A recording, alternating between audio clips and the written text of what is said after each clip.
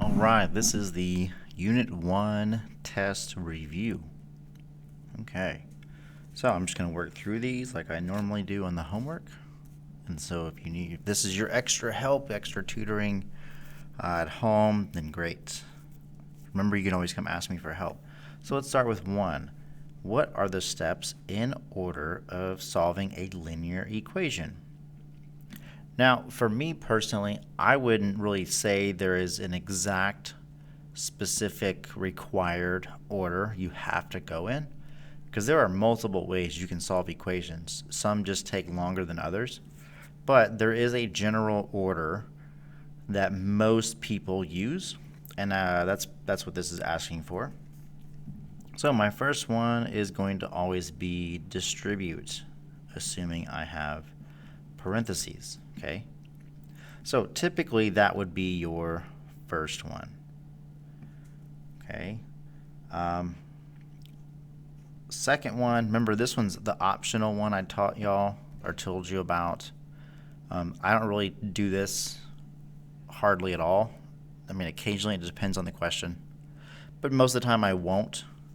But for the sake of this test, your optional one, so I'm going to start just so you know, optional, other teachers like to call it clear fractions. This is where you can multiply by all the denominators, clear everything out, like no fractions, and then you go from there. Again, I just leave the fractions. To me, it's a lot easier that way, but do whatever's easier for you. All right, so I distribute, get rid of parentheses. If you want to clear fractions, you can. The third one, though, even if you don't do this after distribute, you want to make sure and combine like terms. Okay, that's where you add all the x's and all the numbers on separate sides, so you don't move anything yet. So I combine. After I combine, if I can, this is when I would move, let's just say x, even though it can be any letter.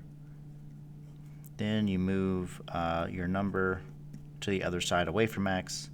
And when you move x, again, I typically move the smallest x between the two. You don't have to. It just helps when you get to inequalities. Then you don't have to divide by a negative and worry about flipping the sign. So I always move the smallest x. It just makes it easier because then you don't have negatives. So I move the x to one side, move the numbers to the other, and you can say solve or divide. It's not always divide. Most of the time it's divide. So yeah, those are the general steps that most people will go in. But again, you can go in a different order. I mean, certainly there's different ways to do these. This is just typically one of the easiest ways. That's why most people do it. All right, number 2, what does combine like terms mean? Okay, combine like terms. So when we say that, this is just you add or subtract. I'm going to write this out.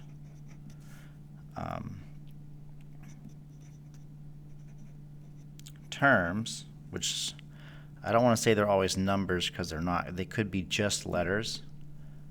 They could be letters with numbers. They could be just numbers. So add or subtract terms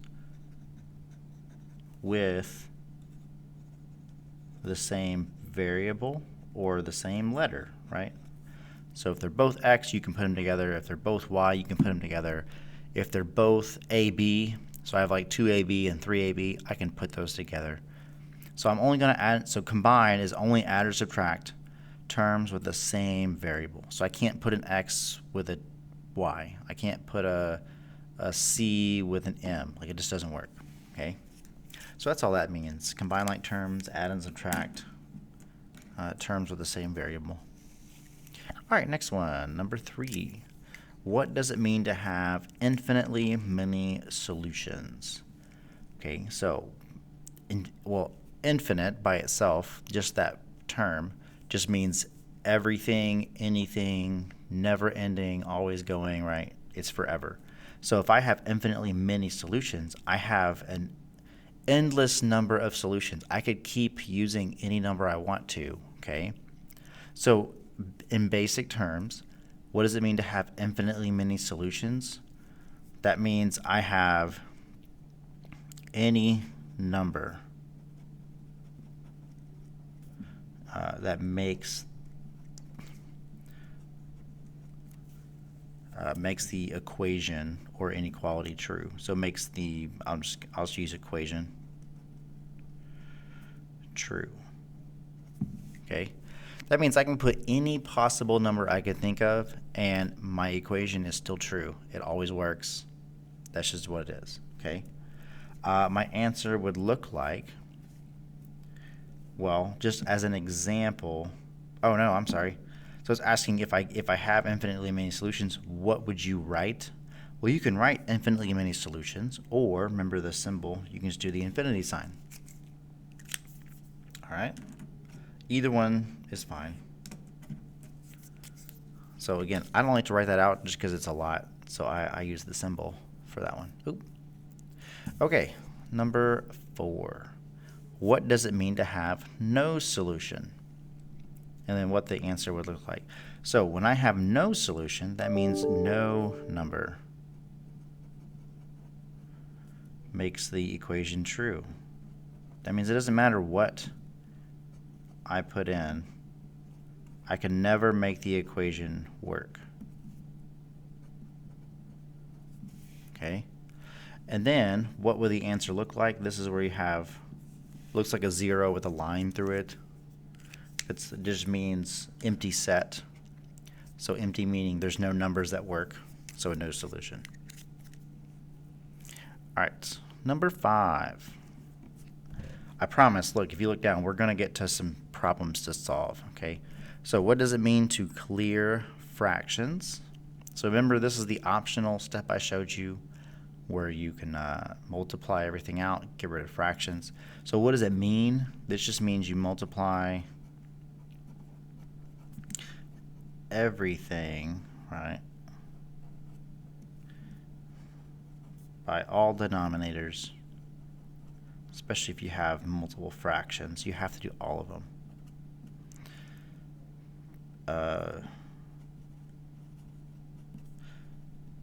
To get rid of all fractions. And again, this is totally optional. I usually don't do this. There's rare occasions, depending on the question, where I will. So you don't have to, you can still get it with fractions. It's fine. I leave them all the time. So that's just what it means. All right, now we get into the math part. So 6, what value of x makes the equation below true? All it's asking is solve for x. That's just a different way of putting the question. But that's a way you might see it on the EOC. So you just have to know when it says that, it just really means solve for x, okay? So if I'm doing this, I have parentheses, right? So I want to distribute my fraction. So I'm going to do 3/2 times 5 over x. 5 times 3 is 15. And then I can't do 15 divided by 2, so I'm just going to leave it. And then don't forget the x. And then 3/2 times -4. So we know it's negative.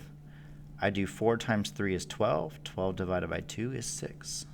And then everything else just carries down.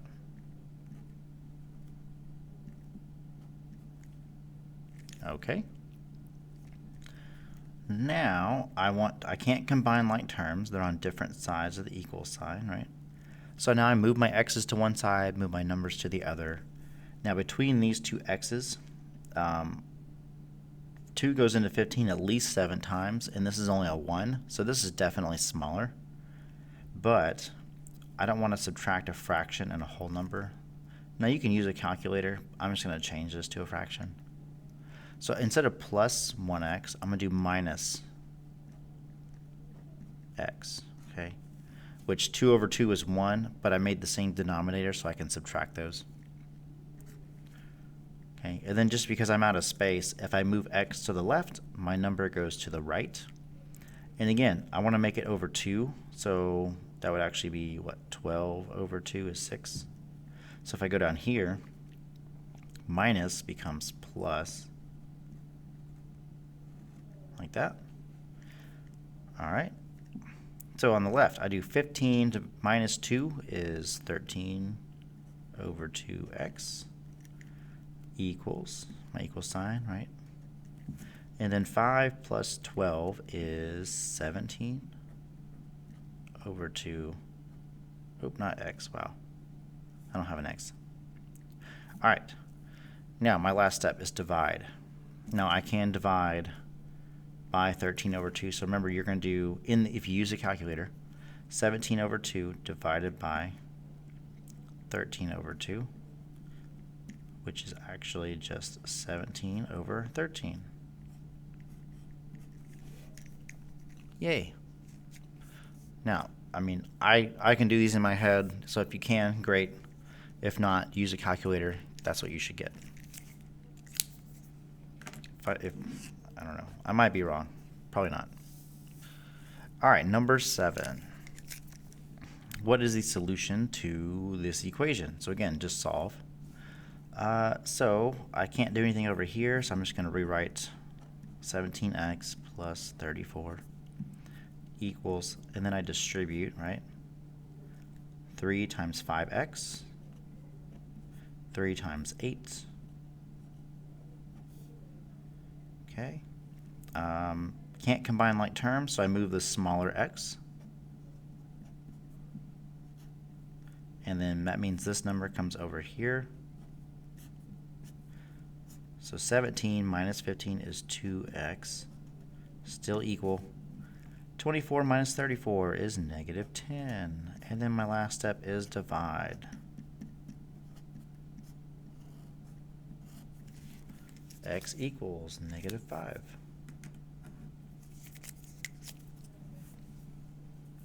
Number 8. What is the solution to the equation? So again, just solve for x. Ooh. Now you got decimals. Decimals are not near as easy as fractions. But I still have to distribute first, so I'm going to do that. So I have 0.5 times 6x is 3x. 0.5 times negative 4 is negative 2. Okay, 0.6 times 18, that's an odd one. We get 10.8, and then 0.6 times negative 3x is negative 1.8x. Okay. Yes, awesome. All right, from here, I want to move x's to one side, move numbers to the other. So my smaller x is the negative, so I'm going to add 1.8x, which means my minus 2 or negative 2 comes over here and becomes plus 2. All right, so 3 plus 1.8 is 4.8x, still equals, right, my symbol. And then 10.8 plus 2 is 12.8. And then, of course, my last step is to divide. So x equals, I don't know what that one is, 12.8 divided by 4.8. And you get a crazy, all right, 2.6 repeating. Sweet. All right, so that should, I guess that's the answer. I didn't make these questions. I'm just doing them for you. Awesome. Okay, we got 2 more. I got number 9. So what is the solution? Again, I'm just solving. So I distribute, and over here I can combine at the same time. Save myself a few steps. Maybe. So I have 5x. I have negative 4 times 2x. Negative 4 times 9 equals 2 minus 5. And then my 23 didn't change. Okay. Combine like terms on here. I didn't change anything else. Ooh, I see. Hopefully you do too. I have negative 3x, negative 3x. They go away. Does negative 36 equal positive 23? No, that's false, right? So my answer is no solution.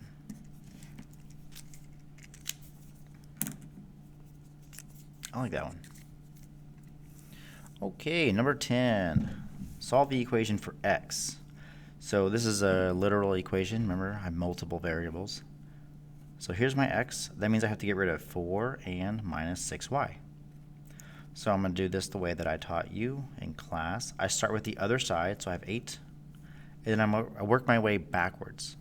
So instead of minus 6y, I do plus 6y. And then 4 times x, opposite of times, is divided by 4. Now you can leave it like that, but I mean, if you want, see how these are all even? I can divide all these by 2. Okay? So if you divide them all by 2, you get 4, 3y, and 2. And there you go. And that is the end of this video, because that's the end of the first page.